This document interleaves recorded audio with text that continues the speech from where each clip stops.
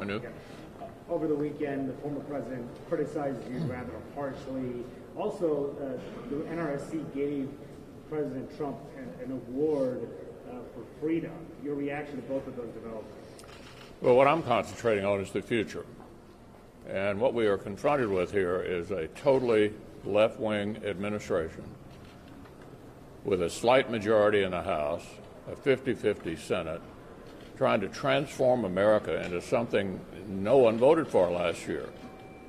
No one voted to transform America into something totally different. 50-50 Senate, couple of seat majority in the House.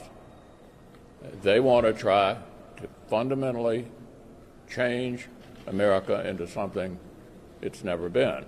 And so, Manu, that's what I'm concentrating on. Are you worried that that could be a harder Leader McConnell, are you and other Republicans planning to support the motion to proceed on the anti-AAPI hate bill tomorrow? And if so, what amendments would you like to see on it? Will you take your mask in? Sure. Are Republicans planning to support the motion to proceed on the anti-AAPI hate bill tomorrow? And if so, what amendments are you hoping to see? Yeah, I can tell you as a proud husband of an Asian American woman, I think this discrimination against Asian Americans is a real problem. And it preceded the murders that were recently on full display. And I'm hoping we can work out an agreement to get on the bill in a normal way, have some amendments, and move to final passage. Yeah. Johnson & Johnson has the vaccine pause in the United States. You've been trying to get Republicans, especially in your state, to get vaccinated. Does this make them more hesitant, do you think, or is this a prudent decision? Well, I hope not, because we've got two other vaccines that are not in dispute, and almost every state has, I believe, the other two. I do think it's extremely important to finish the job. If you're a football fan, it seems to me we're in the red zone, but we're not in the end zone. And to get to herd immunity, we're being told we need 75% of Americans to get vaccinated.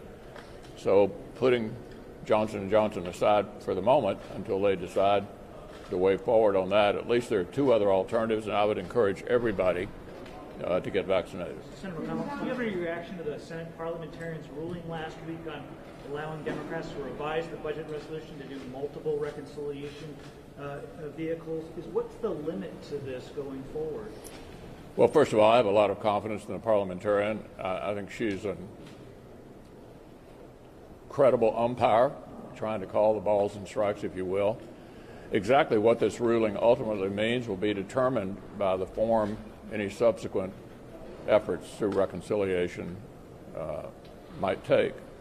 But, look, I think it's important to remember that we have not one but two Senate Democrats, Senator Manchin and Senator Sinema, who both said, number one, under no circumstances will they get rid of the legislative filibuster, but they've also addressed reconciliation and expressed significant reservations about using it to end-run normal legislative process. So I think we have concerned Democrats here who may be beginning to get a little sticker shock by how much we've added to the national debt, who are becoming a little more independent. For example, I read there are several Democrats in the House that said no SALT, no deal.